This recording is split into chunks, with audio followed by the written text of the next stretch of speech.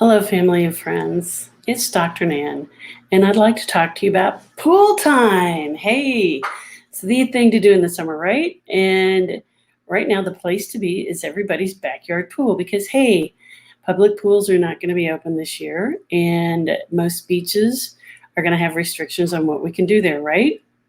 So let's talk a little bit about water safety and pool safety. The two groups that are most at risk for having problems in and around the water are toddlers and teenagers. Let's talk first about toddlers. Most of us already know that toddlers can drown in very small bodies of water. Anything 1 to 2 inches deep is a hazard for them, partly because they're curious and they're going to go investigate, and partly because they are top heavy. Their heads are disproportionately heavy compared to the rest of their bodies, and they're going to go investigate, and then they're going to fall forward. So even a bucket or a pan of water can be a hazard to them. So that's something to keep in mind. But then when you're talking about a pool, it sort of compounds all of that. So when you have a toddler around a pool, we need to talk about layers of protection. Layer number 1 is to have a fence with a gate around your pool. The fence slats need to be no more than 4 inches wide.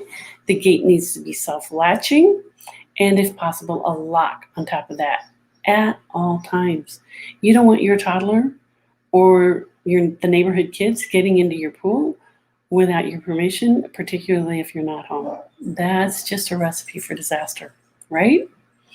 So check that. Make sure those things are working at all times. You need to check those daily, if at all possible. In addition to that, you need to check the pool area and make sure there aren't hazards, broken glass, tools that you've left out from some other repair, something that somebody's thrown over the fence. It happens. Just watch for those things. Make sure it's clean. And then when the kids are out there, the next layer of protection is going to be a life preserver, or their swimmies, or their floaties, or whatever.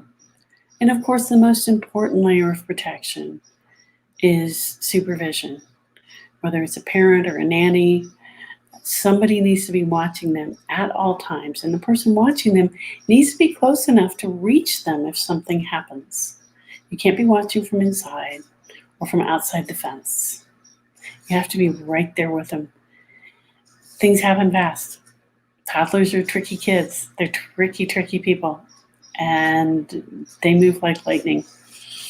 So you need to do that. Now the older kids, the older school-age kids, they do much better. They may still need to have a life preserver depending on what their level of swimming capability is. And they can do what we call buddy swimming, but you still need to be out there watching them. People talk about swim lessons. I don't know if swimming lessons are going to be happening this year. If you can, teach your kids, even the toddlers, to float on their back when they get into trouble. If you can teach them finning and sculling, that's great, but not all of us have the ability to teach swimming, particularly teaching things to our own kids. I think some of us are pretty much burnt out on this at this point. And I'll forgive you if you don't do that. It's okay. Teenagers, I love them to death, but they are a special challenge because they like to take risks. Okay, not limited to teenagers. I know I was taking risks probably before kindergarten. That's just the kind of kid I was.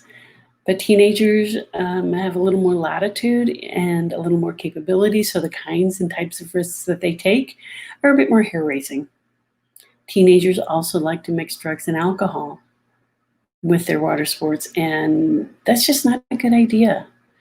I won't sit here and tell you and share with you the stories that I know about and the ones that I've seen personally.